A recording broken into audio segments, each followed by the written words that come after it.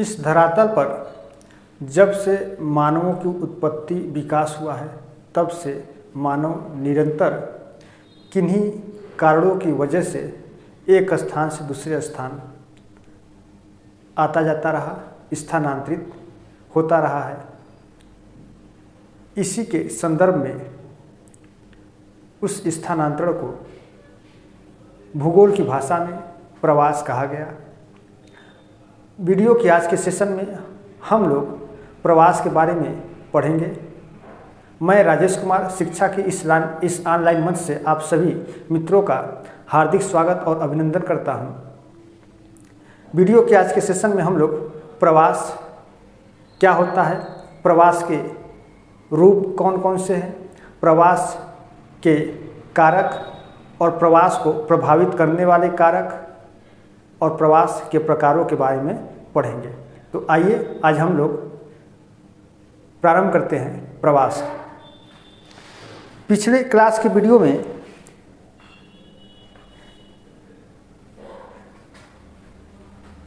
आयुर्लिंग pyramid के बारे में बताया गया।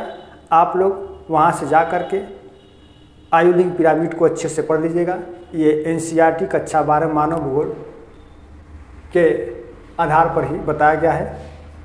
इसका लिंक भी मैं वीडियो के डिस्क्रिप्शन में डाल दूंगा, यानी कि जो पिछले क्लास का लिंक होगा वो मैं आने वाली आगे की क्लास की वीडियो में मैं लिंक डाल दूंगा, आप लोग वहाँ से देख सकते हैं। तो आज की क्लास में हम लोग प्रवास के बारे में अच्छे से अध्ययन करेंगे। यदि बात करें तो प्रवास क्या होता है, तो व्यक्ति या व्यक्तियों के समूहों द्वारा एक स्थान से दूसरे स्थान तक स्थानांतरण को प्रवास कहते हैं। ये जो प्रवास होता है किसी व्यक्तिगत रूप से अकेले व्यक्ति के द्वारा या व्यक्तियों के समूहों के द्वारा किया जा सकता है। बहुत पहले एक मूवी आई थी और उस मूवी में एक गीत था, गाने के क्या बोल थे, मुसाफिर जाने वाले नहीं फिर आने वाले, चलो एक दूसरे को करे रब के हवाले। तो जो मुसाफिर चले गए और फिर नहीं आए और वहीं पर बस गए, तो वो भी जो मुसाफिर जा रहे हैं ये भी एक प्रकार का प्रवास ही है। तो आइए आज हम लोग प्रवास के बारे में पढ़ते हैं। तो आज के वीडियो के सेशन में हम लोग प्रवास के रूप, प्रवास के कारक, प्रवास को प्रभावित करने वाले कारक, प्रवास के प्रकार या वर्गीकरण के बारे में अध्ययन करेंगे। आइए देखते हैं प्रवास क्या होता है। जैसा कि मैंने अभी बताया कि प्रवास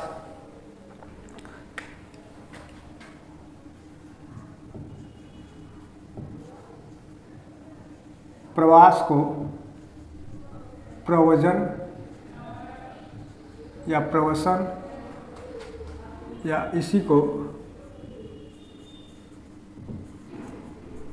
माइग्रेशन भी कहा जाता है।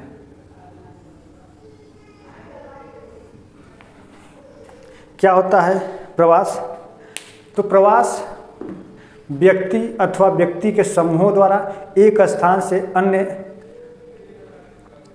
स्थानों पर जाकर बस जाना प्रवास कहलाता है। यानी कि एक स्थान से किसी दूसरे स्थान पर गए, वहाँ बस गए या कुछ दिनों तक रह गए या गए फिर तुरंत चले आए, उसको भी आप प्रवास कह सकते हैं। तो ये प्रवास के प्रकारों में हम बताएंगे कि यदि कोई भी व्यक्ति जा रहा है एक स्थान से दूसरे स्थान, कुछ दिनों तक रह गया, तो उसको किस प्रकार के प्रवास के अंतर्गत रखेंगे।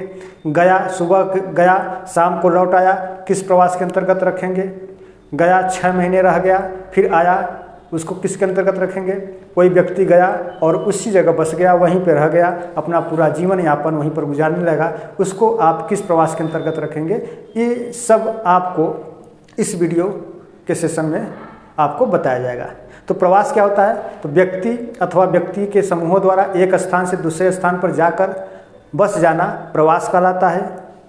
जैसे यूरोपीय क्षेत्रों से बहुत से लोग जाकर के अमेरिका में, यानी कि उत्तरी अमेरिका, दक्षिणी अमेरिका, ऑस्ट्रेलिया, न्यूजीलैंड में गए, व्यापार के माध्यम से गए या अपने उपनिवेश को अधिक बढ़ाने के माध्यम से गए, और कुछ लोग वहीं पर रह गए, बस गए, तो वो भी क्या किए, प्रवास किए।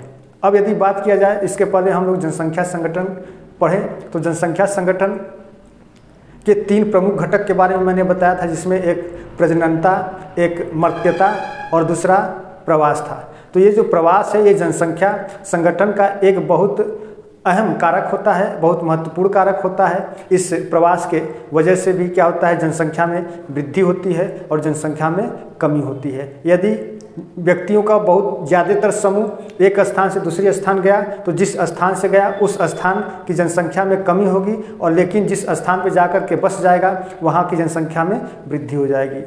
तो इस तरीके से प्रवास जनसंख्या का एक महत्वपूर्ण घटक के रूप में है, और जनसंख्या को यह प्रभावित करता है, जनसंख्या में यह वृद्धि लाता है, जनसंख्या में यह कमी लाता है।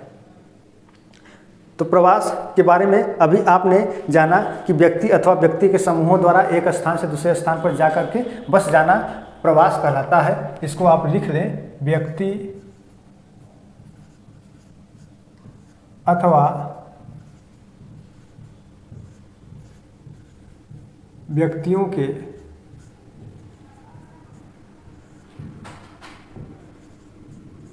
समूहों द्वारा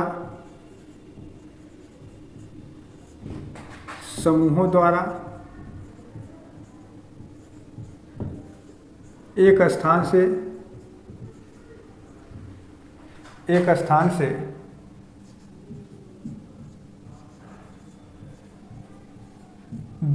स्थान पर जाकर बस जाना प्रवास कहलाता है। प्रवास कहलाता है। जैसे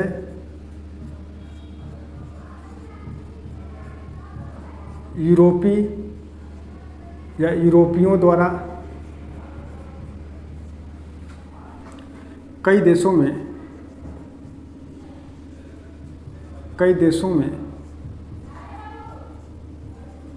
जाकर बस जाना प्रवास का एक उत्तम उदाहरण प्रस्तुत करता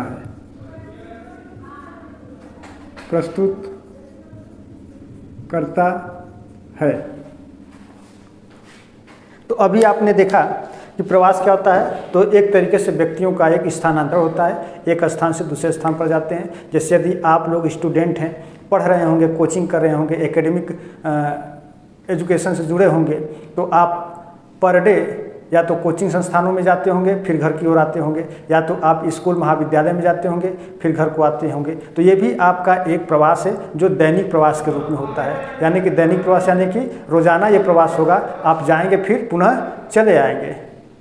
तो ये तो आपका दैनिक प्रवास हो गया। यदि बात करें जब से मानव का उद्भव हुआ, विकास हुआ, मानव की उत्पत्ति हुई, तब से मानव प्रागैतिहासिक काल के दौरान से ही एक स्थान से दूसरे स्थान पर जाने की क्रिया करता रहा, स्थानांतरण ये अपना करता रहा, और इनमें प्रवास होता रहा। और इन्हीं प्रवास की वजह से ही पूरी दुनिया आबाद हो पाई, पूरी दुनिया में सब जगह मानवों का निवास बन पाया। यदि बात करें जब मानव की उत्पत्ति और विकास हुआ, तो बहुत से विद्वानों का यह मानना था कि जो मानव की उत्पत्ति या विकास हुआ है वो मध्य एशिया में हुआ है, और मध्य एशिया से ही सभी जगह चारों तरफ ये लोग अपना स्थानांतरण किए, प्रवास किए, और सभी दुनिया में ये बसते चले गए। यानी कि कह सकते हैं कि दुनिया के सभी कोने में ये बसते हुए चले गए, और दुनिया आबाद होती चली गई। और आज वर्तमान समय में विश्व की लगभग 7 अरब जनसंख्या आंकी गई है। जैसा कि टेलर ने अपने प्रवास कटिबंध सिद्धांत में भी यह जिक्र किया था कि सर्वप्रथम मानव की उत्पत्ति और प्रजातियों की उत्पत्ति का जो क्रम रहा है वो मध्य एशिया रहा है। और मध्य एशिया में जैसे जैसे जलवायु में परिवर्तन होता चला गया वैसे वैसे ये लोग जलवायु परिवर्तन की वजह से प्रवास करते चले गए। जैसे गर्म जलवायु रहा तो जनसंख्या बढ़ती रही, फिर कुछ एक महान काल अवधि के दौरान फिर वहाँ की जलवायु में परिवर्तन हुआ और जलवायु शीत हुई। शीत की वजह से वो लोग पलायन किए और दुनिया के कोने कोने में अपना वो लोग स्थानांतरण करते चले गए। तो ये रहा आपका प्रवास की एक क्रिया विधि। अब हम लोग देखते हैं प्रवास के रूप। तो प्रवास के यदि रूप की बात करें तो प्रवास के 2 रूप हो सकते हैं। पिछले क्लास में भी मैंने बताया था, मैं आज भी बता दे रहा हूँ। प्रवास के रूप, तो प्रवास के 2 रूप हो सकते हैं। एक उत्प्रवास, एक उत्प्रवास को आप अंग्रेजी में ए माइग्रेशन कह सकते हैं, EMIGRATION, ए माइग्रेशन। और दूसरा इमाइग्रेशन, इसको आप आप्रवास कहेंगे, आप्रवास। इसे आप इमाइग्रेशन के नाम से भी जानते हैं। ठीक है, तो ये रहा एक आपका उत्प्रवास और एक रहा आप्रवास। अब उत्प्रवास को समझिएगा, इसको परिभाषित रूप से तो मैं बताऊंगा ही, लेकिन पहले आप समझिए। उत्प्रवास का मतलब हुआ उत्पत्ति वाला स्थान, उत्पत्ति स्थान। और आप्रवास का मतलब रहा आने वाला या बसने वाला स्थान, आने वाला या बसने वाला स्थान, बसने वाला स्थान। जैसे मान लेते हैं कि ये एक कोई प्रदेश है, इस प्रदेश का ए नाम दे दिया जाए, इस प्रदेश का बी नाम दे दिया जाए, इस प्रदेश का बी नाम दे दिया जाए। अब क्या हुआ कि ए प्रदेश से बहुत से व्यक्तियों की संख्या किसी रोजगार की तलाश में, स्वास्थ्य चिकित्सा की तलाश में, बेहतर जीवन यापन के तलाश में यहाँ से एक व्यक्तियों का समूह बी प्रदेश की ओर स्थानांतरित किया, बी प्रदेश की ओर स्थानांतरित किया। तो यहाँ से जो जितने लोग जा रहे हैं, जितने लोग बी प्रदेश की ओर जा रहे हैं, तो ये आपके बी प्रदेशों के लिए उत्प्रवासी कहलाएंगे। क्या कहलाएंगे? उत्प्रवासी कहलाएंगे। जैसे भारत से बहुत से लोग श्रीलंका की तरफ पलायन किए, तो वे लोग भारतीय उत्प्रवासी के नाम से भी जाने जाते हैं। तो ए स्थान से बहुत से लोग बी स्थान पर आ गए। तो अब ये जब बी स्थान पर आए तो यहाँ पर ये आप्रवास किए और यहाँ से उत्प्रवास किए। इसी को आप ध्यान से समझिएगा। यहाँ पर ये उत्प्रवास किए और यहाँ पे ये आप्रवास कर लिए और जाकर के यहाँ पर ये बस गए। तो यहाँ के लोगों के लिए, जिस प्रदेश से आए हैं, मान लेते हैं भारत से आए हैं, तो यहाँ के लोगों के लिए भारतीय उत्प्रवासी कहलाएंगे। और यहाँ पर ये आप्रवास किए और आकर के यहाँ पर बस गए। तो आप इसको इस कंसेप्ट के माध्यम से समझ सकते हैं। ये प्रवास के ही एक रूप होते हैं, न कि कोई प्रकार होता है। उत्प्रवास और आप्रवास। उत्प्रवास क्या होता है? जिस स्थान को छोड़कर मनुष्य अन्य स्थानों को चले जाते हैं, उसके संदर्भ में स्थानांतरण को उत्प्रवास कहते हैं तथा स्थानांतरित होने वाले मनुष्य को उत्प्रवासी कहते हैं। जैसे भारत में श्रीलंका, दक्षिण अफ्रीका, दक्षिणी पूर्वी एशिया आदि के लिए गए हुए व्यक्तियों को भारतीय उत्प्रवासी के नाम से जाना जाता है। जैसा कि मैंने बताया, आप लोग चाहें तो नोट कर लें, मैं लिखूंगा नहीं, मैं धीरे धीरे बोल दे रहा हूँ, आप लोग इस चीज़ को नोट कर लीजिए। उत्प्रवास को नोट करिए कि उत्प्रवास क्या होता है। उत्प्रवास यानी कि ए माइग्रेशन। जिस स्थान को छोड़कर मनुष्य अन्य स्थानों को चले जाते हैं, उसके संदर्भ में स्थानांतरण को उत्प्रवास कहते हैं तथा स्थानांतरित होने वाले व्यक्तियों को उत्प्रवासी कहते हैं। जैसे भारत से श्रीलंका, दक्षिण अफ्रीका, दक्षिण पूर्व एशिया में गए हुए लोगों को भारतीय उत्प्रवासी के नाम से जाना जाता है। जैसे मान लेते हैं कि इस समय हम भारत में हैं और यहाँ से हम चले गए अमेरिका या चले गए साउथ अफ्रीका या चले गए सऊदी अरब, तो जब हम वहाँ चले जाएंगे तो वहाँ के लोग हमको भारतीय उत्प्रवासी के नाम से जानेंगे। अब दूसरा आप लोग नोट करिए, दूसरा क्या है आपका, आप्रवास या इमाइग्रेशन। ये क्या होता है, अन्य स्थानों से आकर, यानी कि किसी स्थान से कोई व्यक्ति आ रहा है तो अन्य स्थानों से आकर जिस स्थान पर मनुष्य बस जाते हैं, यानी कि किसी स्थान से कोई मनुष्य आया और जिस स्थान पर वो बस गया, तो किसी स्थान से आकर जिस स्थान पर मनुष्य बस जाते हैं या अन्य स्थान से आकर के, जैसे मान लेते हैं कि कोई उत्तर प्रदेश से आकर के, या मान लेते हैं कि बिहार से आकर के उत्तर प्रदेश में आकर के वो बस गया। अब वो किसी भी माध्यम से आ सकता है या उसके आने का कई कारण हो सकते हैं, चाहे उसका शिक्षा का कारण हो, चाहे चिकित्सा का कारण हो, चाहे रोजगार का कारण हो, चाहे एक अच्छे जीवन यापन करने का कारण रहा हो, कोई भी कारण हो सकता है। तो कोई व्यक्ति अन्य स्थान से आकर के जिस स्थान पर बस जाता है उसके संदर्भ में स्थानांतरण को आप्रवास कहते हैं, और उसमें भाग लेने वाले व्यक्ति या व्यक्ति के समूहों को आप्रवासी कहते हैं। जैसे उत्तरी अमेरिका में यूरोप से आए हुए बहुत से लोग बस गए तो उन्हें आप यूरोपी आप्रवासी कहेंगे, ठीक है। तो ये आपका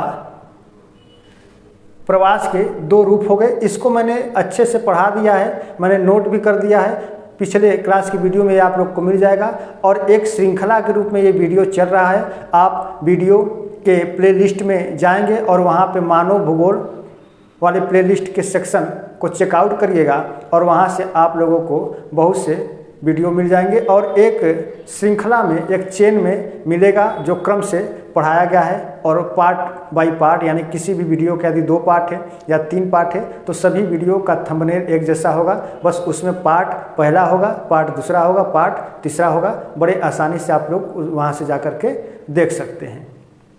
तो इसको भी मैंने पढ़ा दिया है, जनसंख्या संगठन में ही पढ़ाया था, उत्प्रवास और अप्रवास को। आप वहाँ से भी जा कर के देख सकते हैं और उसको लिख सकते हैं। अब हम लोग बात करेंगे प्रवास के कारक।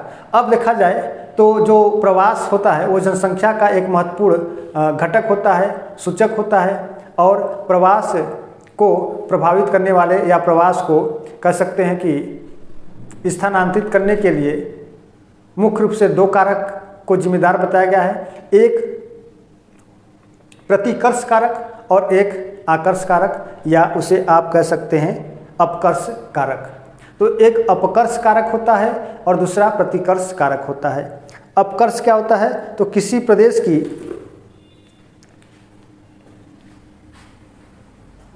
प्राकृतिक एवं आर्थिक संसाधन, किसी प्रदेश की प्राकृतिक एवं आर्थिक संसाधन, वहाँ की भौगोलिक दशाएं जनसंख्या को बड़े मात्रा में आकर्षित करती है। जैसे किसी प्रदेश में प्राकृतिक संसाधन भी बहुत अधिक उपलब्ध हैं और उसका मानवीय बुद्धि, विवेक, प्रौद्योगिकी के आधार पर उस प्राकृतिक संसाधनों को आर्थिक संसाधनों में परिवर्तित किया जा रहा है, और वहाँ की भौगोलिक दशाएं अनुकूल हो रहने के लिए, बसने के लिए, उद्योग करने के लिए, व्यापार करने के लिए। तो वो क्या होगा कि वो एक बड़े से जनसमूहों को अपनी ओर आकर्षित करेगा और लोग मजबूरन वहाँ जाएंगे, बसेंगे। तो इसको आप एक अपकर्ष कारक के रूप में चिन्हित कर सकते हैं, आप उसे एक अपकर्ष कारक कह सकते हैं।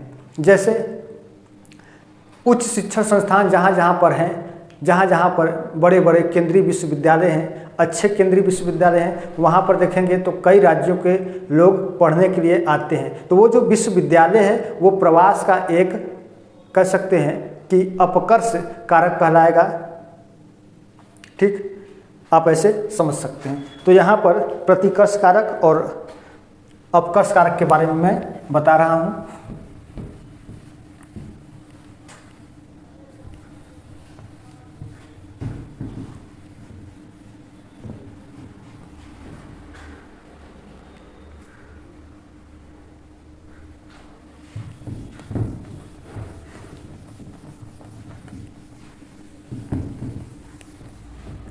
प्रवास के रूप तो हो गए। अब प्रवास के कारक की यदि बात करें, प्रवास के कारक, तो प्रवास के कारक के अंतर्गत आप दो कारकों को सम्मिलित कर सकते हैं। एक होगा अपकर्ष कारक, या आप इसी को आकर्षक कारक का नाम भी दे सकते हैं, या आकर्षित कारक भी कह सकते हैं, आकर्षित कारक। और जो दूसरा है, इसे आप प्रतिकर्ष कारक, या इसी को आप प्रतिकर्षित कारक का नाम भी दे सकते हैं, प्रतिकर्षित कारक।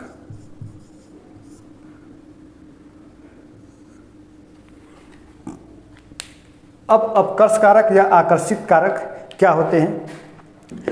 तो आकर्षित कारक या अपकर्ष कारक किसी प्रदेश की प्राकृतिक एवं आर्थिक संसाधन, वहाँ की भौगोलिक दशाएं, जनसंख्या को आकर्षित करती हैं। जैसे 18वीं और 19वीं शताब्दी में यूरोपीय लोगों का उत्तरी अमेरिका और दक्षिणी अमेरिका में प्रवास करने का जो मुख्य कारण रहा है वो आर्थिक कारक माना गया। तो ये जो आर्थिक कारक है, आर्थिक संसाधन है, प्राकृतिक संसाधन है, अनुकूल भौगोलिक दशाएं हैं, ये क्या करते हैं कि एक बड़े जनसमूहों को अपनी ओर आकर्षित करते हैं। जैसा कि मैंने अभी एक उदाहरण भी दिया कि जैसे मान लेते हैं कि यदि कोई भी केंद्रीय विश्वविद्यालय है तो वहाँ पर कई प्रांतों के, कई जनपदों के स्टूडेंट वहाँ पढ़ने के उद्देश्य से जाते हैं। तो वो क्या है, वो जो विश्वविद्यालय है वो उनके लिए एक आकर्षित के रूप में कार्य करता है। तो वो एक आकर्षित कारक या वो आपका एक अपकर्ष कारक के रूप में जाना जाता है। वहीं दूसरी तरफ प्रतिकर्ष कारक या प्रतिकर्षित कारक क्या होते हैं? तो गरीबी, बेरोजगारी, भूखमरी, प्रतिकूल भौगोलिक दशाएं, प्राकृतिक आपदाएं, मानवीय आपदाएं इत्यादि जनसंख्या या प्रवास को कम आकर्षित करते हैं। जैसे 2020-21 का जो वर्ष रहा है पूरे दुनिया में, ये बहुत भयानक माना जाता है, कोरोना काल माना जाता है। तो ये जो कोरोना काल रहा है, कहीं न कहीं शहरों में बहुत अधिक मात्रा में कोरोना था, ग्रामों में या ग्रामीण क्षेत्रों में कोरोना था लेकिन कम मात्रा में था। क्योंकि शहरों में जनसंख्या का दबाव अधिक रहता है, वहाँ पर संक्रमण फैलने के चांसेस बहुत अधिक रहते हैं और बहुत शीघ्रता से संक्रमण फैलता है। लेकिन गाँवों में क्या है कि यहाँ पर संक्रमण फैलने के जो चांसेस है वो कम होते हैं और उतनी शीघ्रता से गाँव में कोरोना नहीं फैल रहा था। तो कहीं ना कहीं से जितने भी लोग शहर की ओर गए थे, कमाने खाने गए थे, कुछ अपने रोजगार के तलाश में गए थे, तो जब कोरोना का समय काल आया तो वे लोग शहर से गाँव की तरफ पलायन किए। तो ये जो पलायन किए तो वो शहर उनके लिए उस समय आपका प्रतिकर्ष कारक के रूप में माना गया, क्योंकि वहाँ पे एक महामारी के रूप में बीमारी फैल चुकी थी। तो इस तरीके से आपने ये समझा कि प्रतिकर्ष कारक या प्रतिकर्षित कारक क्या होते हैं। बेरोजगारी, भूखमरी, गरीबी, प्राकृतिक आपदा, मानवीय आपदा, संक्रमण, बीमारी, प्रतिकूल भौगोलिक दशाएं आदि ये सभी जनसंख्या को कम आकर्षित करती है। इसी को आप जनसंख्या का प्रतिकर्ष कारक या प्रवास का प्रतिकर्ष कारक के नाम से जानते हैं। इसको मैं लिखूंगा नहीं, बस ऐसे समझा दे रहा हूँ। लिखने में थोड़ा सा टाइम वेस्ट हो जाता है, आप लोग सुन लीजिए और उसको अच्छे से अपनी भाषा में एक नोट्स तैयार कर लीजिए, नहीं तो किताबों के माध्यम से भी आप इसको पढ़ सकते हैं। अब इसके बाद प्रवास को प्रभावित करने वाले कारक के बारे में हम लोग जानेंगे। ये प्रवास के कारक था, देखिए थोड़ा सा आप ध्यान दीजिएगा कि प्रवास के कारक था, यानी कि प्रवास किस तरीके से जो है कि प्रभावित होता है। लेकिन अब इसके बाद हम लोग बात करेंगे, डिस्कस करेंगे प्रवास को प्रभावित करने वाले कारकों पर। तो प्रवास को प्रभावित करने वाले कारक कई तरीके के हो सकते हैं। उनमें आपका प्राकृतिक कारक, आर्थिक कारक, सामाजिक सांस्कृतिक धार्मिक कारक, राजनीतिक कारक, ये 4 प्रमुख कारकों को माना जाता है। तो आइए अब इनके बारे में भी हम लोग अच्छे से देखते हैं कि प्रवास को प्रभावित करने वाले कारक कौन कौन से हैं। मैं इधर लिख दे रहा हूँ प्रवास को प्रभावित करने वाले कारक।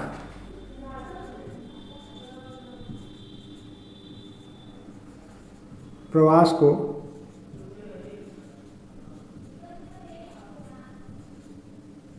प्रभावित करने वाले कारक।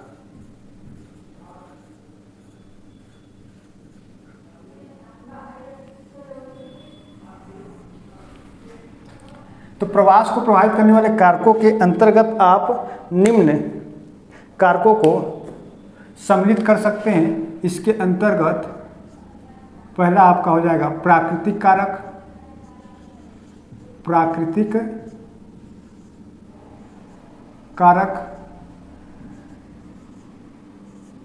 दूसरा हो सकता है आपका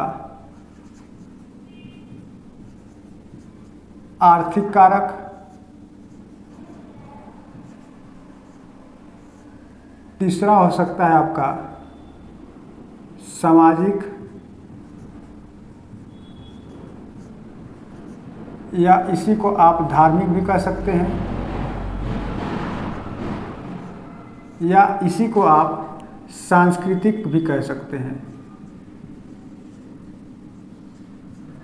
सांस्कृतिक कारक, या आप चौथे रूप में आप इसे प्राकृतिक, आर्थिक, सामाजिक और राजनीतिक कारक कह सकते हैं। राजनैतिक कारक। ये 4 प्रकार के मुख्य रूप से कारक हैं। इनके अलावा भौतिक कारक भी होता है, ठीक है, जो प्राकृतिक कारक के रूप में ही जाना जाता है। भौतिक कारक आप प्राकृतिक कारक कह लीजिए, चाहे आप इसी को भौतिक कारक कह दीजिए। कोई भौतिक कारक या प्राकृतिक कारक। मैं इनके बारे में केवल बता रहा हूँ, आप लोग अच्छे से समझिएगा।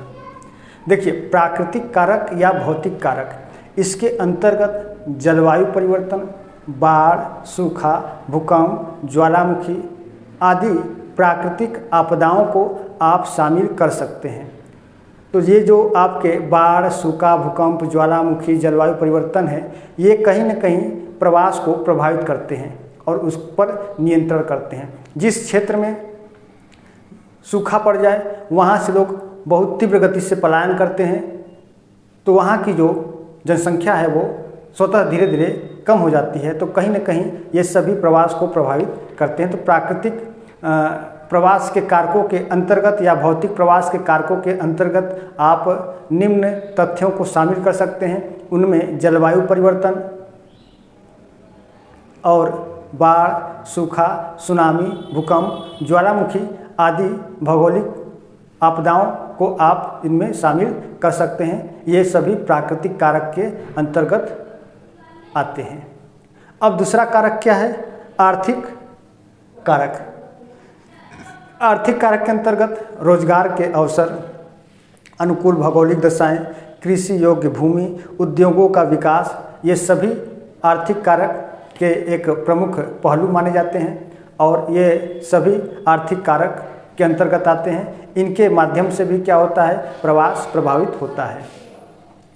तो रोजगार के अवसर, तो जहाँ पर रोजगार के अवसर होंगे वहाँ पर प्रवास लोग अधिक करेंगे, वहाँ पे जनसंख्या धीरे धीरे बढ़ती चली जाएगी। अब इन दोनों को यदि प्रवास के रूप में रखना चाहें आप, तो आप रख सकते हैं कि इसे प्राकृतिक कारक, भौतिक कारक के अंतर्गत आप प्रवास के रूपों के अंतर्गत आप इसे प्रतिकर्ष का नाम दे सकते हैं। किसका नाम दे सकते हैं? प्रतिकर्ष का नाम दे सकते हैं, और आप आर्थिक कारक को आप आकर्ष का नाम दे सकते हैं या आकर्षक रूप हो सकता है।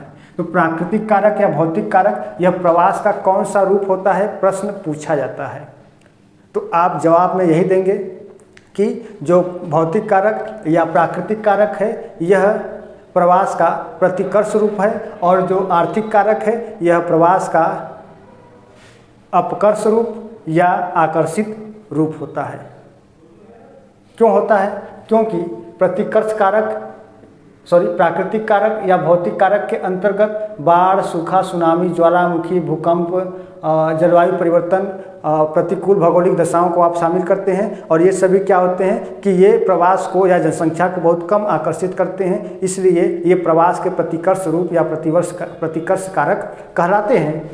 जबकि आर्थिक कारक के अंतर्गत रोजगार के अवसर, अनुकूल भौगोलिक दशाएं, उद्योग, व्यापार, अनुकूल भौगोलिक दशाएं, कृषि योग्य भूमि आदि को शामिल किया जाएगा, और ये सभी प्रवासों को अपनी ओर आकर्षित करेंगे, यानी कि जन समूहों को अपनी ओर आकर्षित करेंगे। इसलिए यह जो कारक होगा यह प्रवास का आकर्षित या आप उसको अपकर्ष कारक कह सकते हैं या रूप कह सकते हैं, प्रवास का अपकर्ष रूप कह सकते हैं। अब तीसरे कारक की मैं बात करूं तो सामाजिक, सांस्कृतिक या धार्मिक कारक। सामाजिक, सांस्कृतिक या धार्मिक कारक के अंतर्गत देखिए क्या होता है कि इनमें सामाजिक प्रथाएं, मान्यताएं, धार्मिक संकट आदि प्रवास को प्रभावित एवं नियंत्रित करते हैं। तो सामाजिक, सांस्कृतिक, धार्मिक कारक के अंतर्गत आप सामाजिक प्रथाएं, मान्यताएं, धार्मिक संकट आदि को आप शामिल करते हैं, और ये सभी प्रवास को प्रभावित और नियंत्रित करते हैं। जैसे भारतीय समाज में यदि किसी एक महिला का विवाह हो जाता है तो वो महिला अपने माँ बाप के घर को छोड़ करके अपने पति के घर को जाती है, तो यह एक प्रकार का सामाजिक और सांस्कृतिक कारक के अंतर्गत आता है। और भारत में ग्रामीण से ग्रामीण प्रवास सर्वाधिक मात्रा में महिलाओं के द्वारा होता है, क्योंकि महिलाएं ग्रामीण क्षेत्रों की ओर विवाहित के माध्यम से ये प्रवास करती हैं, विवाह के माध्यम से ये लोग प्रवास करती हैं, इसलिए ग्रामीण से ग्रामीण अधिवास अधिकतर महिलाओं के द्वारा होता है। भारत के संदर्भ में ये सवाल पूछा जाता है। तो मैं जो बोल रहा हूँ आप लोग उसको भी नोट कर लीजिएगा कि ये जो ग्रामीण से ग्रामीण अधिवास होता है अधिकतर किनके द्वारा किया जाता है। तो ये अधिकतर जो होता है, एक मिनट ज़रा सा लाइट का इशू हो गया, ये लाइट बार बार बीच में थोड़ा सा डिस्कनेक्ट हो जाता है।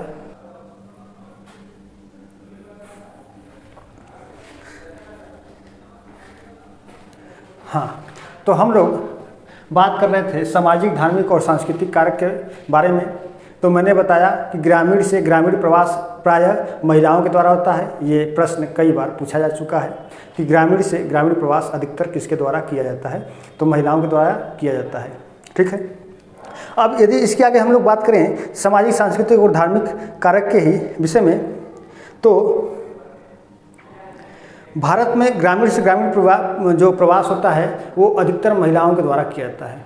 तो भारत में ग्रामीण से ग्रामीण प्रवास अधिकतर महिलाओं के द्वारा किया जाता है। उसके अलावा शिक्षा भी सामाजिक कारकों के अंतर्गत ही आता है, या आप शिक्षा को सामाजिक कारक के अंतर्गत रख सकते हैं। तो शिक्षा प्रवास को प्रोत्साहित करती है और शिक्षा के माध्यम से यह कार्यकुशलता और योग्यता को बढ़ाती है। तो शिक्षा प्रवास को प्रोत्साहित करती है और कार्यकुशलता और योग्यता को यह बढ़ाती है। तो वहीं दूसरी ओर ये प्राचीन परंपराओं एवं रूढ़ियों से मुक्ति दिलाती है। शिक्षा एक तरफ क्या करती है कि योग्यता और कार्यकुशलता को बढ़ाती है, तो वहीं दूसरी तरफ ये प्राचीन परंपराओं एवं रूढ़ियों से मुक्ति दिलाती है। यदि आप पढ़े लिखे होकर के भी प्राचीन परंपराओं और अंधविश्वासों में जी रहे हैं और रूढ़िवादी रूप से आप अपना जीवन यापन कर रहे हैं, तो आपके पढ़े लिखे होने का, आपके एजुकेटेड होने का कोई महत्व नहीं रह जाएगा। अब इसके बाद आर्थिक संकट तथा धार्मिक स्वतंत्रता की भावना भी प्रवास को प्रोत्साहित करती है। तो आर्थिक संकट और धार्मिक स्वतंत्रता की भावना भी क्या करती है, यह प्रवास को प्रोत्साहित करती है। धार्मिक संकट के कारण ही लाखों यहूदी जर्मनी छोड़ करके अन्यत्र स्थानों पर पलायन कर गए। जब यहूदियों पर अत्याचार होने लगा तो वे लोग यानी कि यहूदियों से ज़बरदस्ती किसी अन्य धर्मों में आने के लिए कहा गया और उन पर अत्याचार किया गया, जिस कारण से वो मजबूरन जर्मनी को छोड़ करके अन्यत्र देशों में वे लोग पलायन कर गए या प्रवास कर गए। वहीं यदि हम लोग अपने भारत के संदर्भ में देखें तो 1947 में जब भारत और पाकिस्तान का विभाजन हुआ तो उस समय जो विभाजन था वो राजनीतिक कारणों से हुआ था। तो 1947 में भारत पाकिस्तान का विभाजन राजनीतिक कारणों से हुआ, लेकिन वास्तव में इन दोनों के विभाजन का जो मुख्य कारण रहा वो धार्मिक आधार ही रहा है। हिंदू और मुस्लिम, यानी कि हिंदू में जो हिंदू धर्म के लोग हैं हिंदुस्तान में, जो मुस्लिम धर्म के लोग हैं वो पाकिस्तान में रहेंगे। ये इसका वास्तविक जो मूल कारण रहा वो धार्मिक आधार ही रहा है। एक शॉर्ट वीडियो बनेगी कि पाकिस्तान और हिंदुस्तान दोनों एक ही दिन आज़ाद हुए थे, लेकिन पाकिस्तान अपना आज़ादी का दिवस 14 अगस्त को मनाता है, जबकि भारत अपने आज़ादी का दिवस 15 अगस्त के रूप में मनाता है। दोनों एक ही दिन आज़ाद हुए थे, लेकिन दोनों लोग अलग अलग डेट में अपना दिवस, आज़ादी का दिवस मनाते हैं, जबकि दोनों के आज़ाद होने का जो समय रहा वो एक ही रहा। बस इनको आप एक भौगोलिक आंकड़ों के आधार पर समझ सकते हैं। तो मैं एक भौगोलिक रूप में बताऊंगा, भूगोल के शब्दों के अकॉर्डिंग में बताऊंगा कि पाकिस्तान क्यों 14 अगस्त को अपना दिवस मनाता है और भारत क्यों 15 अगस्त को अपना आज़ादी का दिवस मनाता है। ठीक है, आइए अब उसके बाद हम लोग आगे चलते हैं राजनीतिक कारक पर। राजनीतिक कारक,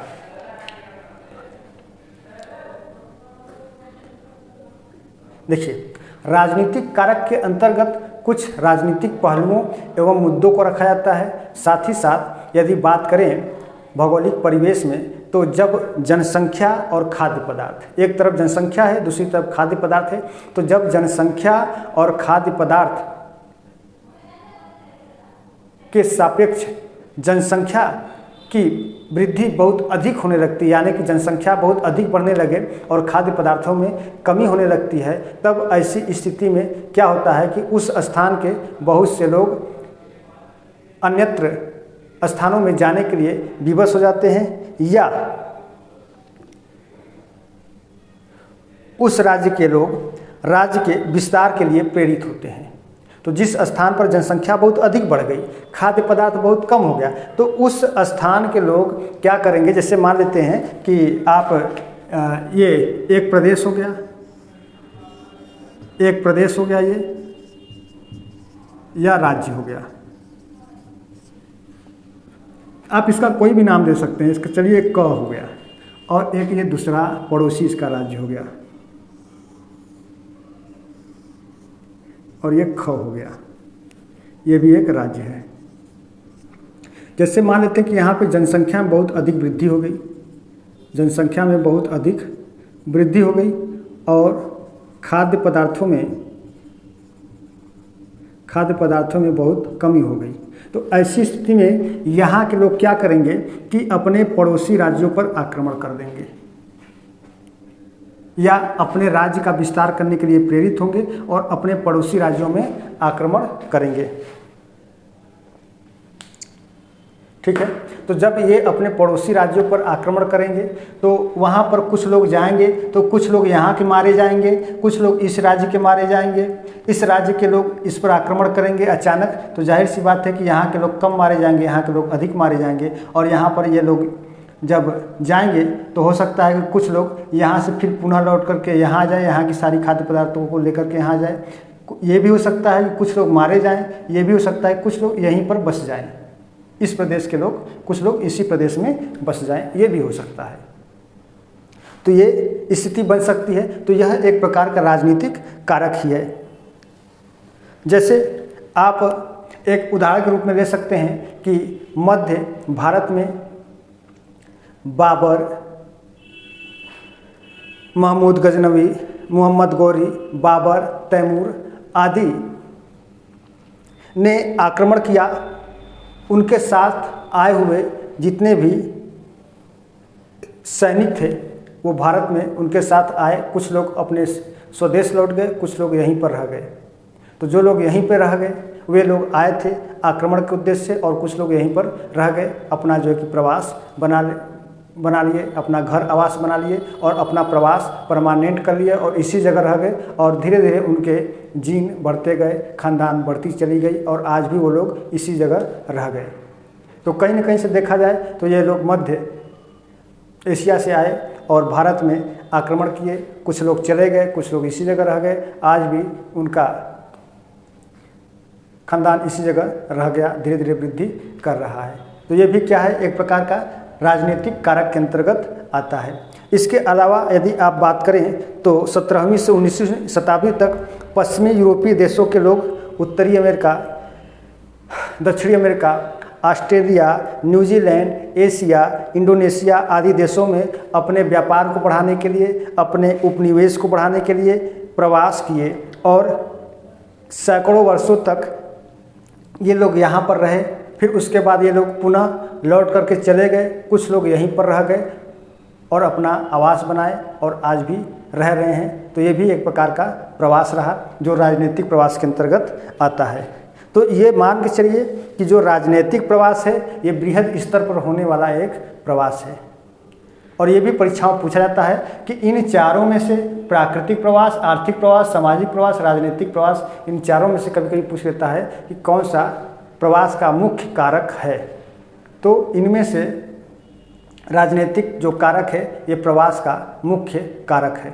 और ये बिहार या स्टेट ज्योग्राफी के सेकंड पेपर में भी पूछा गया सवाल था। तो इस प्रकार से हम लोगों ने देखा प्रवास को प्रभावित करने वाले कारक मुख्य रूप से 4 प्रकार के कारक, प्राकृतिक कारक, आर्थिक कारक, सामाजिक, धार्मिक या सांस्कृतिक कारक और राजनीतिक कारक। अब इसके आगे मित्रों हम लोग चलेंगे प्रवास के प्रकार की तरफ। अब प्रवास के प्रकार या प्रवास का वर्गीकरण, तो इसके बारे में एक बार आप लोग अच्छे से समझिए, देख लीजिएगा। यदि आप लोग सुन रहे हैं तो अच्छी बात है। वीडियो को एक बार नहीं, 2 बार नहीं, 4 बार सुनिए, अपने आप ये चीज़ें याद हो जाएंगी और प्रवास को अच्छी तरीके से पढ़ लीजिए। ये BA सेकेंड सेमेस्टर और साथ ही साथ अन्य प्रतियोगी परीक्षाएं जो भूगोल से संबंधित होंगी या TGT, PGT, नेट JRF भी कह सकते हैं, GIC कह सकते हैं, GDC कह सकते हैं या अन्य राज्यों के शिक्षक भर्ती की परीक्षा की दृष्टि से यह चैप्टर बहुत ही महत्वपूर्ण है और बार बार इस चैप्टर से 2 सवाल पूछे जाते हैं। इसलिए आप लोग इसको नज़रअंदाज नहीं करेंगे और अच्छे से इसको पढ़ लेंगे, एक अपना नोट्स तैयार कर लेंगे।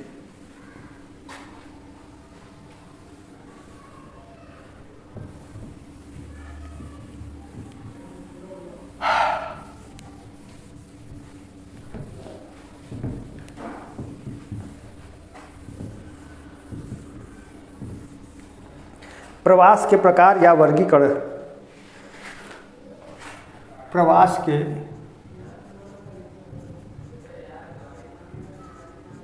प्रकार।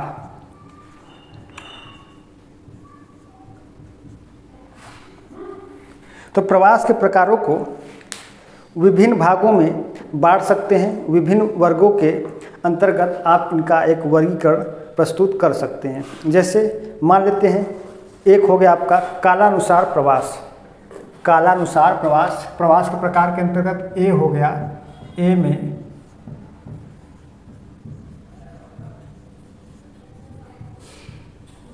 कालानुसार प्रवास।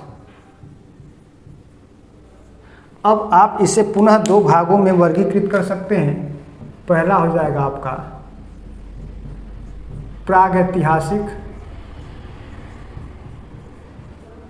प्रागैतिहासिक प्रवास या प्री हिस्टोरिकल माइग्रेशन। दूसरा ऐतिहासिक प्रवास ऐतिहासिक प्रवास या आप इसे हिस्टोरिकल माइग्रेशन कह सकते हैं। इसको प्री हिस्टोरिकल कह सकते हैं।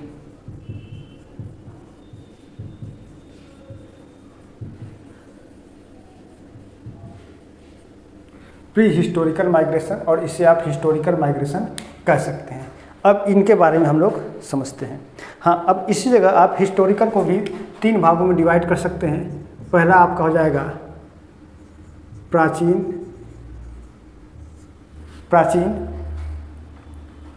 दूसरा हो जाएगा आपका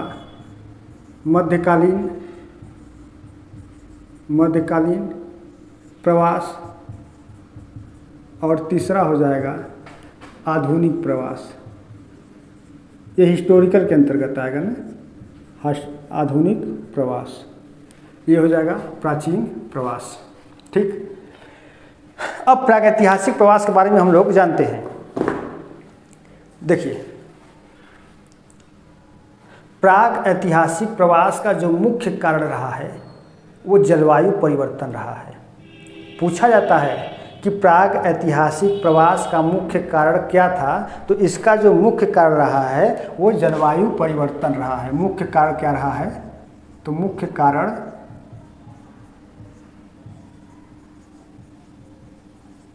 जलवायु परिवर्तन रहा है। तो प्रागैतिहासिक प्रवास का मुख्य कारण जलवायु परिवर्तन रहा है। जैसा कि अभी मैंने बताया कि मानव के प्रजातियों के स्थानांतरण को लेकर के टेलर महोदय ने अपना एक सिद्धांत प्रस्तुत किया। उस सिद्धांत का नाम था zone strata theory. Griffith Taylor ने यह सिद्धांत दिया था और इस सिद्धांत की मान्यता यह रही है कि मानव प्रजातियों का जो उद्भव हुआ वो मध्य एशिया में हुआ और मध्य एशिया से यह निरंतर चारों तरफ ये अपना प्रवास करते गए और बसते चले गए। जो सबसे अंत में जाकर के बसा, यानी कि सबसे अंत में जाकर के जो बस गया वो सबसे नवीनतम प्रजाति के रूप में गिना गया, और जो शुरुआत में जाकर के बसा वो सबसे प्राचीनतम प्रजाति के रूप में गिना गया। तो ये भी आपको वीडियो मिल जाएगा मेरे YouTube चैनल के वीडियो के प्लेलिस्ट में जाएंगे, वहाँ पर प्रजाति के बारे में बताया गया है। टेलर का प्रजाति सिद्धांत भी आपको मिल जाएगा। आप वहाँ से चेक आउट करके इसको अच्छे से आप पढ़ सकते हैं, देख सकते हैं। अभी फिलहाल में हम इस पर बात करेंगे कि प्रागैतिहासिक प्रवास। तो अभी जैसा कि मैंने बताया कि प्रागैतिहासिक प्रवास का जो मुख्य कारण रहा है वो जलवायु परिवर्तन रहा है। जब मानवों की उत्पत्ति हुआ, मानवों का विकास हुआ, मानव प्रजातियां जब एक जगह केंद्रित रहीं तो वहाँ पर जलवायु परिवर्तन हुआ। तो मध्य एशिया में मानवों का विकास हुआ और मध्य एशिया में उष्ण जलवायु जब अधिक होती थी तो वहाँ पर अधिक मात्रा में मानवों की संख्या में भी वृद्धि होती थी, साथ ही साथ वहाँ के जीव जंतुओं और पेड़ पौधों की संख्या में भी वृद्धि होती थी। एक ऐसी स्थिति आती थी, यानी कि एक महान काल अवधि के दौरान फिर वहाँ पर क्या होता था कि शीत जलवायु का आगमन होता था और जलवायु इतनी शीत हो जाती थी कि वे लोग वहाँ से पलायन करने के लिए विवश हो जाते थे और वहाँ से वे लोग पलायन कर जाते थे। तो प्लीस्टोसीन युग एक ऐसा समय रहा है जो इस धरती पर सबसे बड़ा हिम युग का एक उदाहरण माना जाता है। तो प्लीस्टोसीन काल में बहुत अधिक मात्रा में धरातल पर हिम युग का समय रहा और उस हिम युग में शीतकाल का एक प्रचंड रूप रहा। उस शीतकाल की वजह से बहुत से लोग जो है कि अपने मूल केंद्र से विस्थापित हुए और दुनिया के कोने कोने में जाकर के बसना शुरू कर गए। तो इस तरीके से प्लीस्टोसीन काल में जलवायु परिवर्तन के कारण प्रागैतिहासिक प्रवास आरंभ होना शुरू हुआ और प्रागैतिहासिक प्रवास का मुख्य कारण भी जलवायु परिवर्तन रहा और यह जलवायु परिवर्तन प्लीस्टोकाल युग में संपन्न हुआ। अब उसके बाद हम ऐतिहासिक प्रवास की ओर चलेंगे। तो ऐतिहासिक प्रवास की यदि बात करें तो ऐतिहासिक प्रवास के अंतर्गत देखा जाए तो प्राचीन प्रवास, मध्यकालीन प्रवास और आधुनिक प्रवास को रखा जाएगा। अब प्राचीन प्रवास के अंतर्गत यदि बात करें तो जैसे मान लेते हैं कि आज से 3500 ईसा वर्ष पूर्व पहले जब सिंधु घाटी सभ्यता का विकास हुआ, ठीक है, तो यहाँ पर आर्यों का आगमन हुआ, आर्य लोग आए और यहाँ पर अपना प्रवास, आर्य लोग आए, आर्य लोग अपना यहाँ पर आकर के निवास स्थान बनाए, यहीं बस गए, अपना प्रवास किए। तो एक तरीके से आर्यों का आना ये प्राचीन प्रवास का एक मुख्य उदाहरण प्रस्तुत करता है। अब यदि मध्यकालीन प्रवास की बात करें तो मध्यकालीन प्रवास के अंतर्गत बहुत से मुस्लिम आक्रमणकारी भारत में आए, आक्रमण किए। उनमें महमूद गजनवी, बाबर, चंगेज खान, तैमूर, ये बहुत से आक्रमणकारी थे जो भारत में आए, आक्रमण के उद्देश्य से आए। गौरी भी, महमूद गजनवी, बाबर, ये सभी एक मुस्लिम आक्रमणकारी थे जो भारत में आए, आक्रमण के उद्देश्य से आए। उनके साथ बहुत से सैनिक भी आए। कुछ लोग भारत को लूट करके चले गए, कुछ लोग यहीं पर बस गए। तो ये भी एक प्रवास का अच्छा उदाहरण प्रस्तुत करता है और ये मध्यकालीन प्रवास के अंतर्गत आता है। वहीं आधुनिक प्रवास की बात करें तो बहुत अच्छा उदाहरण है आपका ईस्ट इंडिया कंपनी को देख लीजिए। जब ईस्ट इंडिया कंपनी की स्थापना हुई तो उस समय अंग्रेज लोग यूरोपीय देशों से भारत में व्यापार की दृष्टि से आए थे, व्यापार के उद्देश्य से आए थे, लेकिन धीरे धीरे वे लोग इसी जगह कई वर्षों तक रहे। तो इसको आप आधुनिक प्रवास के अंतर्गत रख सकते हैं। तो इन दोनों में यदि सबसे इम्पॉर्टेंट चीज़ यदि पूछ लिया जाए तो बस यही इम्पॉर्टेंट चीज़ पूछा जा सकता है कि प्राग ऐतिहासिक प्रवास का मुख्य कारण क्या रहा है। तो आप लोग सवाल का जवाब देंगे कि प्राग ऐतिहासिक प्रवास का मुख्य कारण जलवायु परिवर्तन रहा है। प्लीस्टोसीन काल में बहुत अधिक मात्रा में जो है कि जलवायु शीत हो गई थी और शीत जलवायु की वजह से ये लोग चले जाते थे बाहर की ओर। फिर जैसे मान लेते हैं, आप इसको ऐसे समझिए, नहीं समझ सकते हैं तो मान लेते हैं कि यह एक कोई क्षेत्र हो गया, मान लेते हैं कि ये मिडिल एशिया हो गया, मध्य एशिया हो गया, ठीक है। तो मध्य एशिया में उस जलवायु की वजह से यहाँ पर जनसंख्या में बहुत अधिक वृद्धि हुई, मानव की प्रजातियों में बहुत विकास हुआ, मानव की संख्या में बहुत वृद्धि हुई। फिर उसके बाद जब उष्ण जलवायु धीरे धीरे समाप्त होने लगा और शीत जलवायु का जब आरंभ हुआ तो यहाँ की जलवायु इतनी शीत हो गई, इतनी ठंडी हो गई कि ये चारों तरफ ये अपना पलायन कर गए। ये चारों तरफ यहाँ से अपना पलायन कर गए। जब पलायन कर गए तो यहाँ से संख्या कम हो गई। फिर उसके बाद शीत युग के बाद फिर यानी कि शीत जलवायु के बाद फिर उष्ण जलवायु आया तो फिर यहाँ पर जनसंख्या में वृद्धि हो गई, फिर जनसंख्या में वृद्धि हुई और फिर जैसे ही शीत जलवायु आया फिर ये पुनः यहाँ से पलायन कर गए। तो इस तरीके से ये लोग चारों तरफ पलायन अपना किए। तो ये आपका प्रागैतिहासिक प्रवास रहा। अब इसके बाद हम लोग बात करेंगे अवधि के अनुसार प्रवास। तो अवधि के अनुसार यदि प्रवास की बात करें तो इसमें अवधि के अनुसार प्रवास मुख्य रूप से देखिए दीर्घकालीन प्रवास, अल्पकालीन प्रवास, दैनिक प्रवास और मौसमी प्रवास हो सकता है। अब बी में आते हैं। कालानुसार प्रवास था, अब यहाँ पे अवधि के अनुसार प्रवास।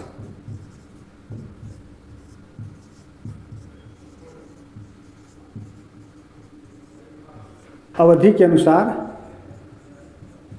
प्रवास। यदि आप अवधि के अनुसार प्रवास को देखें तो ये आपका 4 प्रकार का हो सकता है। पहला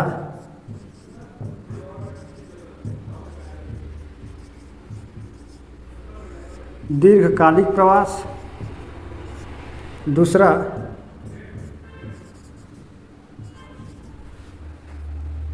अल्पकालिक प्रवास,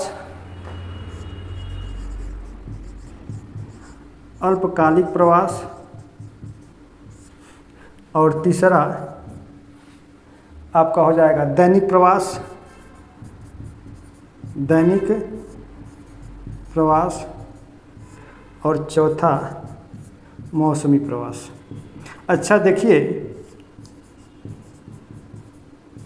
कि कोई भी चीज़ पढ़ाना है तो बगैर पढ़े हुए और बगैर नोट्स तैयार किए हुए आप किसी भी चीज़ को उतने बेहतरीन तरीके से नहीं पढ़ा सकते हैं, या यूँ कहिए कि आप नहीं पढ़ा सकते हैं। चाहे वो कोई भी एक अध्यापक टीचर हो, चाहे कोई भी हो, वो सभी लोग अपना पढ़ते हैं, अपना एक नोट्स बनाते हैं और अपने पास रखते हैं, ताकि यदि कोई भी चीज़ भूल जाए तो हम तुरंत उसको रिमाइंड कर ले। उसी प्रकार से देखिए मैंने एक नोट्स अपना बनाया है और इसी नोट्स के माध्यम से मैं अपना शिक्षण का कार्य करता हूँ। तो ये देखिए जैसे मैंने ये अपना ये नोट्स बना लिया है, ये आपको दिखाई दे रहा होगा यहाँ पर। तो यही मैं जो पीछे की ओर या नीचे की ओर जो देखता हूँ तो इसी नोट्स को ही मैं देखता हूँ। तो इसी तरीके से आप लोग भी अपना एक नोट्स तैयार करेंगे जो आगामी परीक्षाओं की दृष्टि से बहुत ही महत्वपूर्ण हो सकता है। ठीक है, तो आइए अब हम लोग बात करते हैं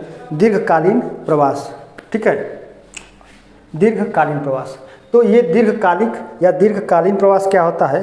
तो यह ऐसा प्रवास होता है जिसमें प्रवास एक लंबी अवधि के लिए किया जाता है। इसमें 6 महीने से लेकर के जीवन पर्यंत तक को भी शामिल आप कर सकते हैं। यानी कि 6 महीने, साल भर, 2 साल, 5 साल, 10 साल, 20 साल, 25 साल, 50 साल तक जो प्रवास होता है उसी को आप दीर्घकालीन प्रवास कहते हैं। चलिए समझिए अब ये प्रवास क्यों होता है। तो ये इसके प्रवास होने के कई कारण हो सकते हैं। आर्थिक कारण हो सकता है, सामाजिक कारण हो सकता है, राजनीतिक कारण हो सकता है। प्रवास के मुख्य कारण है अभी जो मैंने बताया। ठीक है ना। तो दीर्घकालीन प्रवास का मतलब कि कई दिनों तक या लंबी अवधि तक होने वाले प्रवास को दीर्घकालीन प्रवास कहते हैं। अल्पकालीन प्रवास क्या होता है? कुछ दिनों तक यानी कि आप उसमें 15 दिन, महीने भर, सप्ताह भर को आप शामिल कर सकते हैं। तो कुछ दिनों तक होने वाले प्रवास को आप अल्पकालीन प्रवास कह सकते हैं। या इसके अंतर्गत एक कोई भौगोलिक भ्रमण भी हो सकता है, या भ्रमण हो सकता है, या धार्मिक रूप से कोई एक तीर्थ यात्रा हो सकता है। जैसे आप केदारनाथ चले जाइए, आप बद्रीनाथ चले जाइए, आप काशी चले जाइए, आप प्रयाग चले जाइए। तो 2-4 दिन, 5 दिन, 10 दिन का समय लेकर के आप जाएंगे। तो ये जो प्रवास होगा ये अल्पकालीन प्रवास कहलाएगा। यदि आप कहीं पर किसी रोजगार के माध्यम से गए हैं, 6 महीना हो गया, साल भर हो गया, 2 साल हो गया, 5 साल हो गया, 10 साल हो गया, यदि वहाँ पर आप जाकर के इतने दिनों तक रह गए तो उसको आप दीर्घकालीन प्रवास के अंतर्गत रख सकते हैं। बस यही मैं समझाना चाहता हूँ। अब इसके बाद दैनिक प्रवास। तो दैनिक प्रवास का मतलब कि आप सुबह गए, शाम को आ गए, सुबह गए, शाम को आ गए, तो इसको दैनिक प्रवास कर सकते हैं। इसके अंतर्गत आप शिक्षा से संबंधित आप कह सकते हैं कि किसी व्यापार के वस्तुओं के लेन देन से संबंधित या स्वास्थ्य से संबंधित जो प्रवास करेंगे वो आपका दैनिक प्रवास कहलाएगा। जैसे मान लेते हैं कि कोई बच्चा है, घर से रोज़ाना सुबह स्कूल की तरफ जाता है, मतलब स्कूल को जाता है, वहाँ पर अपना वो शिक्षण दीक्षण का कार्य करता है। फिर जब वहाँ से स्कूल की छुट्टी हो जाती है तो वो फिर स्कूल से घर की ओर चला आता है। तो ये रोज़ाना उसका जो प्रवास हो रहा है दैनिक प्रवास के रूप में हो रहा है, जा रहा है, आ रहा है, जा रहा है, आ रहा है, उसको आप दैनिक प्रवास के अंतर्गत रख सकते हैं। इसमें आप व्यापार को भी ले सकते हैं कि आप व्यापार के उद्देश्य से आप कहीं शहर में गए, वो हो गया। उसके अलावा आप ग्राम से नगर की ओर किसी काम के तलाश में गए, आपने काम किया 8 घंटे, 10 घंटे, 6 घंटे, फिर आप पुनः अपने घर की ओर लौट आए, तो ये भी आपका दैनिक प्रवास के अंतर्गत आता है। अब इसके बाद मौसमी प्रवास की बात करें तो मौसम के अनुकूल प्रतिकूल स्थितियों में होने वाले प्रवास को मौसमी प्रवास कहेंगे। जैसे यदि आप जिन क्षेत्रों में रह रहे हैं यदि वहाँ पर अचानक गर्मी बढ़ने लगे या गर्मी हो जाए तो आप सोचेंगे चलिए हम 10 दिन 15 दिन कहीं ऊंचे पहाड़ों पर या पर्वतों पर जा कर के रह लेते हैं, महीने, 2 महीने, 3 महीने तक। तो ये आपका जो है कि मौसमी प्रवास के रूप में कहलाएगा। या अचानक ठंडी बढ़ जाए और आप गर्म प्रदेशों की ओर चले जाएँ, कुछ दिन तक रह लीजिए, तो उसको आप मौसमी प्रवास कर सकते हैं। अब इसमें आप लोग ये भी सोच रहे होंगे कि मौसमी प्रवास की वजह से, जैसे मान लेते हैं कि आप उत्तराखंड में चले गए 10 दिनों के लिए, महीने भर के लिए, तो आप ये भी कह सकते हैं कि नहीं ये तो आपका अल्पकालीन या दीर्घकालीन भी प्रवास हो सकता है, लेकिन ये मुख्य रूप से किस वजह से गया है तो मौसम की वजह से वो गया, तो उसको आप मौसमी प्रवास के अंतर्गत रखेंगे। तो ये 4 प्रकार के प्रवास रहे, अवधि के अनुसार प्रवास। अब इसके बाद देखिए सी है क्षेत्र के अनुसार प्रवास। सी मैं यहाँ नोट कर दे रहा हूँ। क्षेत्र के अनुसार प्रवास।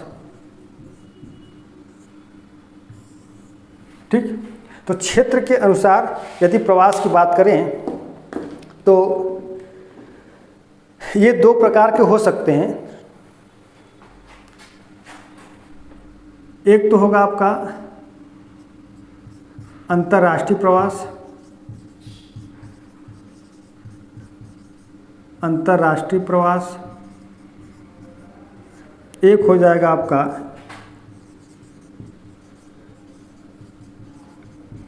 अंतर्देशीय प्रवास। अंतर्राष्ट्रीय प्रवास क्या होता है? एक देश से दूसरे देश में होने वाले स्थानांतरण को, ठीक है, तो एक देश से दूसरे देश में होने वाले स्थानांतरण को आप अंतर्राष्ट्रीय प्रवास के श्रेणी में रखेंगे।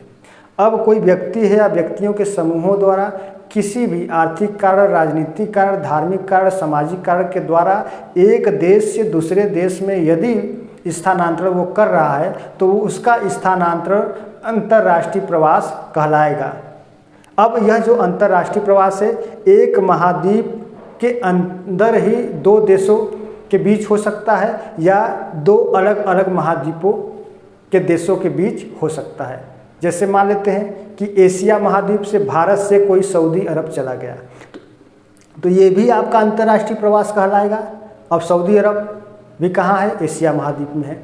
यदि भारत से कोई न्यूयॉर्क चला गया तो भारत एशिया महाद्वीप में है और जो न्यूयॉर्क है उत्तरी अमेरिका महाद्वीप में है, तो ये भी आपका क्या कहलाएगा? अंतर्राष्ट्रीय प्रवास कहलाएगा। तो अंतर्राष्ट्रीय प्रवास एक ही महाद्वीप के दो देशों के मध्य या दो अलग अलग महाद्वीपों के देशों के मध्य हो सकता है। अब इसके बाद हम लोग बात करेंगे अंतर्देशीय प्रवास। तो अंतर्देशीय प्रवास क्या है? अंतर्देशीय प्रवास से यानी कि देश के अंदर एक राज्य से दूसरे राज्य में होने वाले प्रवास। जैसे कोई देश है, भारत देश है, बिहार से उत्तर प्रदेश में किसी ने प्रवास किया। अब उस प्रवास का कारण मैंने बता दिया, राजनीतिक, आर्थिक, सामाजिक, धार्मिक, कुछ भी हो सकता है। ठीक है, तो मान लेते हैं रोजगार के तलाश में यूपी से बहुत से लोग चले गए गुजरात, तो इनका ये जो प्रवास होगा ये आपका अंतर्देशीय प्रवास कहलाएगा। अंतर्देशीय का मतलब एक ही देश में, है ना, एक ही देश में एक राज्य से दूसरे राज्य में होने वाला प्रवास या एक ही राज्य में एक जनपद से दूसरे जनपद में होने वाला प्रवास, ये भी क्या कहलाएगा? अंतर्देशीय प्रवास कहलाएगा। ठीक है, बात समझ आ गया? तो ये हुआ आपका अंतर्राष्ट्रीय प्रवास और ये रहा अंतर्देशीय प्रवास। अब इसके अंतर्गत यदि अंतर्देशीय प्रवास के अंतर्गत देखा जाए तो आप इसके भी दो भेद कर सकते हैं। पहला होगा अंतरप्रांतीय प्रवास, ठीक है, और दूसरा होगा स्थानीय प्रवास। पहला हो जाएगा अंतरप्रांतीय प्रवास,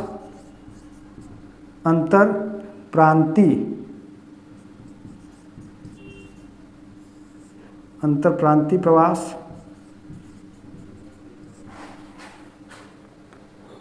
और दूसरा हो जाएगा स्थानीय प्रवास, स्थानीय प्रवास। अब देखिए अंतरप्रांतीय प्रवास, जब एक प्रांत की सीमा लांघकर आप दूसरे प्रांत में प्रवास करते हैं तो उसे अंतरप्रांतीय प्रवास कहते हैं। या एक ही प्रांत के अंदर आप एक स्थान से दूसरे स्थान में आप प्रवास करते हैं तो भी आप उसे अंतरप्रांतीय प्रवास कहेंगे। दूसरा है स्थानीय प्रवास, तो एक जनपद से दूसरे जनपद में अथवा ग्राम से नगर या नगर से ग्राम या ग्राम से ग्राम या नगर से नगर में होने वाले प्रवास को आप अंतर्देशीय प्रवास स्थानीय प्रवास कहेंगे। अब स्थानीय प्रवास के अंतर्गत देखा जाए, इसके अंतर्गत देखा जाए, स्थानीय प्रवास मैं यहाँ लिख दे रहा हूँ। यदि स्थानीय प्रवास के अंतर्गत देखा जाए तो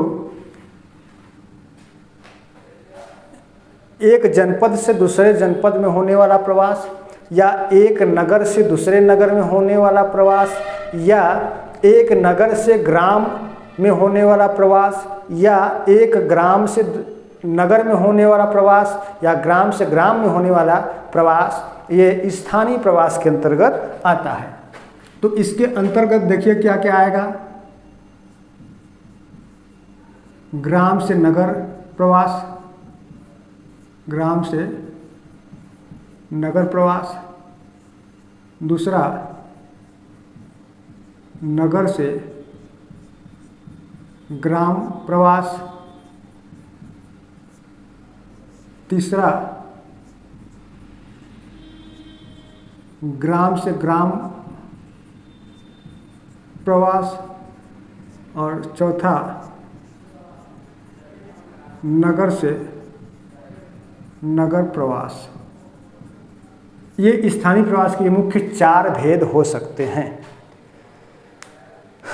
ठीक है, अब हम लोग बात करेंगे ग्राम से नगर प्रवास। तो ये जो ग्राम से नगर प्रवास है, इसे आप नगरीय प्रवास के नाम से भी जानते हैं। तो ग्राम से नगर में होने वाले प्रवास को आप नगरीय प्रवास भी कह सकते हैं। चूँकि ग्राम से अधिकतर लोग नगरों की ओर स्थानांतरित हो रहे हैं, तो इसलिए आप इसको नगर प्रवास कहेंगे। अब ये जो ग्राम से नगर प्रवास होता है, ये अधिकांशतः विकासशील देशों में होता है। ये महत्वपूर्ण है। यह अधिकतर कहाँ होता है? तो यह अधिकतर विकासशील देशों में होता है। ठीक है, ग्राम से नगर जो प्रवास होता है अधिकतर विकासशील देशों में होता है। तो ग्राम से कुछ लोग रोजगार की तलाश में नगरों की ओर स्थानांतरण होते हैं। अपने जीवन यापन को एक अच्छा स्तर बनाने के लिए ये लोग ग्राम से नगरों में स्थानांतरित होते हैं और वहाँ पे रोजगार करते हैं। भरण पोषण, अपने आजीविका का एक स्रोत ढूंढते हैं नगरों में जा कर के। तो इसी को आप कहते हैं ग्राम से नगर प्रवास, या इसे आप नगरीय प्रवास भी कहते हैं। ये प्रायः विकासशील देशों में होने वाले प्रवास होते हैं। पूछा जाता है सवाल कि विकासशील देशों में कौन सा स्थानीय प्रवास प्रचलित है या प्रवृत्ति पाई जाती है। सवाल क्या है कि विकासशील देशों में कौन से स्थानीय प्रवास की अधिकतर प्रवृत्ति पाई जाती है। तो आपके सवाल का जवाब होगा ग्राम से नगर प्रवास। ये विकासशील देशों में अधिकतर पाई जाती है। अब दूसरी बात करते हैं हम लोग नगर से ग्राम प्रवास। ठीक है, तो नगर से ग्रामीण क्षेत्रों में होने वाले प्रवास को क्या कहते हैं? नगर से ग्राम प्रवास कहते हैं। तो नगरों से ग्राम में होने वाले प्रवास को आप नगर से ग्राम प्रवास कहेंगे। अब क्या होता है कि नगरीय क्षेत्रों में बहुत अधिक मात्रा में जब जनसंख्या का दबाव बढ़ जाता है, जनसंख्या के दबाव बढ़ने से खाद्य पदार्थों में धीरे धीरे कमी का होना, खाद्य पदार्थों में महंगाई का बढ़ना, बेरोजगार कह सकते हैं कि एक तरीके से शुद्ध हवा का न मिलना, शुद्ध पानी का न मिल पाना, जिसकी वजह से संक्रमण की बीमारी फैलने लगती है। तो उस बीमारी से बचने के लिए, उस संक्रमण वायु से बचने के लिए, उस संक्रमण पानी से बचने के लिए कुछ लोग शहर के केंद्र से निकल करके एक शहर और ग्राम के बीच वाले एरिया में जा कर के बस जाते हैं, जिसको उपांत क्षेत्र के नाम से जाना जाता है।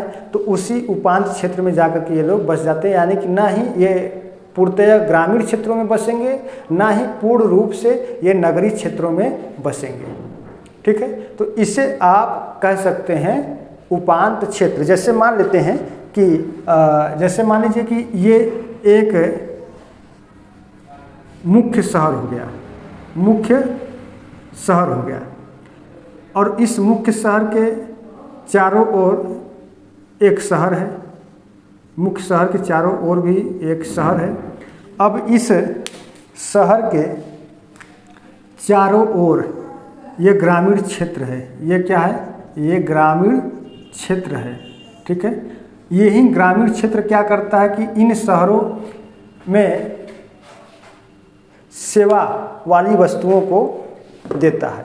जैसे दैनिक वस्तुओं में साग, सब्जी, दूध, मक्खन, घी, ये सब अपना प्रदान करता रहता है। लेकिन इन दोनों के बीच में एक संक्रमणकालीन पट्टी होती है, ये हो गया संक्रमणकालीन पट्टी, ये हो गया संक्रमणकालीन पट्टी। इसी संक्रमणकालीन पट्टी को ही उपांत की संज्ञा दी जाती है। उपांत का मतलब यहाँ पर इसकी भी विशेषता मिलेगी और इस क्षेत्र की भी विशेषता मिलेगी, यानी कि नगर की भी विशेषता और ग्राम की भी विशेषता यहाँ पर मिलेगी, लेकिन यहाँ पर नगरों का जो अधिक दबाव है वो नहीं मिलेगा।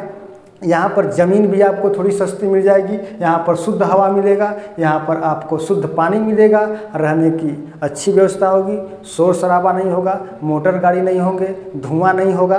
तो इस कारण से क्या होता है कि जो मुख्य शहर या शहर में बसे होते हैं वे लोग थोड़ा सा शहर से नगर से या शहर से ग्राम की ओर जा कर के बस जाते हैं, तो उसी को आप नगर से ग्राम प्रवास कहते हैं। ये आपका विकासशील और विकसित दोनों देशों में होता है। ये विकासशील एवं विकसित दोनों देशों में होता है, ठीक है ना। नगर से ग्राम जो प्रवास होता है वो विकासशील एवं विकसित दोनों देशों में होता है। एक मिनट जरा सा मैं देख लूं, देखा नहीं, क्षमा चाहता हूं मित्र। तो ग्राम से नगर जो प्रवास होता है ये अधिकतर आपका विकासशील देशों में होता है, लेकिन जो आपका ये नगर से ग्राम प्रवास होता है, नगर से जो ग्राम प्रवास होता है ये अधिकतर विकसित देशों में होता है, विकसित देशों में होता है। मैंने विकसित और विकासशील दोनों बता दिया था, इसके लिए मैं क्षमा चाहता हूँ। तो ये विकसित देशों में होता है। अब इसके बाद तीसरा है ग्राम से ग्राम प्रवास, ठीक है। तो ग्राम से ग्राम जो प्रवास होता है यह प्रायः दो प्रधान कृषि क्षेत्रों के मध्य पाया जाता है। तो दो प्रधान कृषि क्षेत्रों के मध्य होने वाले प्रवास को ग्राम से ग्राम प्रवास कहा जाता है। जैसे पूर्वी उत्तर प्रदेश, बिहार के लोग ग्रामीण क्षेत्रों से रोजगार पाने के लिए पंजाब और हरियाणा के ग्रामीण क्षेत्रों के लिए प्रवास किए, ठीक। दूसरा बहुत अच्छा उदाहरण मिलता है महिलाएं। तो महिलाएं अधिकतर ग्राम से ग्राम प्रवास करती हैं। भारत के संदर्भ में महिलाएं अधिकतर ग्रामीण से ग्रामीण प्रवास करती हैं। अब इसके बाद नगर से नगर प्रवास, ठीक। तो नगर से नगर प्रवास का मतलब कि एक कोई नगर छोटा है, एक नगर बड़ा है, एक नगर छोटा है, एक नगर बड़ा है। तो छोटे नगरों में रोजगार की समस्या होगी, छोटे नगरों में स्वास्थ्य चिकित्सा की समस्या होगी, शिक्षा की समस्या होगी, बहुत सारी समस्या होंगी। यहाँ पर सेवा केंद्र उतना अच्छा नहीं होगा। जैसे मान लेते हैं कि जो छोटा नगर है यह इस बड़े नगर का उपभोग करता है, तो क्या करेगा कि यहाँ के लोग यहाँ इस नगर में जाएंगे रोजगार की तलाश में, शिक्षा की तलाश में, स्वास्थ्य एवं चिकित्सा की तलाश में, अपने आर्थिक स्थिति को मजबूत बनाने के तलाश में, एक अच्छा और गुणवत्ता जीवन गुजारने के तलाश में ये लोग इस नगर में यानी कि बड़े वाले नगर में जाएंगे। तो ये कह सकते हैं आप कि छोटे नगरों से लोग आर्थिक कारणों से बड़े नगरों के लिए प्रवास करते हैं। तो छोटे नगर के लोग अपनी आर्थिक कारणों के वजह से बड़े नगरों में प्रवास करते हैं। जैसे मान लेते हैं कि कोई एक छोटा सा नगर है और एक बड़ा सा नगर है। जैसे आप लोग कहीं से भी यदि मुझे देख रहे होंगे, सुन रहे होंगे, तो आप किसी ग्रामीण क्षेत्रों में होंगे, आप किसी नगरीय क्षेत्रों में होंगे, तो ये सब जगह ऐसी प्रवृत्ति आपको देखने को मिलेगी। एक अच्छा उदाहरण ले सकते हैं। जैसे मान लेते हैं कि आप जिस गांव में रहते हैं उस गांव में कोई ना कोई साग सब्जी की भी दुकान होगी, परचून की दुकान होगी, लेकिन वे सभी एक क्या करेंगे कि अपने मार्केट में जाएंगे। तो मार्केट में जाने का मतलब कि छोटे से जगह से निकल करके वो बड़े से नगर की ओर चले गए उस साग सब्जी को लेने के लिए या परचून जैसी सामानों को लेने के लिए। तो ऐसी जो स्थिति है वो सब जगह बनेगी। तो यही बात कहा जा रहा है कि छोटे नगर से आर्थिक कारणों की वजह से बड़े नगरों में जो प्रवास किया जाता है उसी को आप नगर से नगर प्रवास कहते हैं। ये आपका नगर प्रवास हो गया। तो आज के वीडियो के सेशन में हम लोगों ने प्रवास एवं प्रवास के रूप के बारे में, प्रवास के प्रकार के बारे में, प्रवास के कारक एवं प्रवास को प्रभावित करने वाले कारक के बारे में जाना, अच्छे से समझा और पढ़ा। आप लोग इसका एक शॉर्ट नोट्स तैयार कर लीजिएगा। अब इसके बाद नेक्स्ट वीडियो में हम लोग प्रवास से संबंधित सिद्धांतों के बारे में जानेंगे, पढ़ेंगे। तो मित्रों, आज के वीडियो के सेशन में बस इतना ही। फिर हम लोग मिलते हैं प्रवास से संबंधित सिद्धांत के साथ। वीडियो अच्छी लगी हो तो वीडियो को आप लोग जरूर लाइक करिए, शेयर करिए, कमेंट करिए। जो लोग चैनल पर पहली बार आए हैं वे लोग चैनल को अवश्य सब्सक्राइब कर लें। अभी के लिए बस इतना ही। बहुत बहुत धन्यवाद। शुभ रात्रि।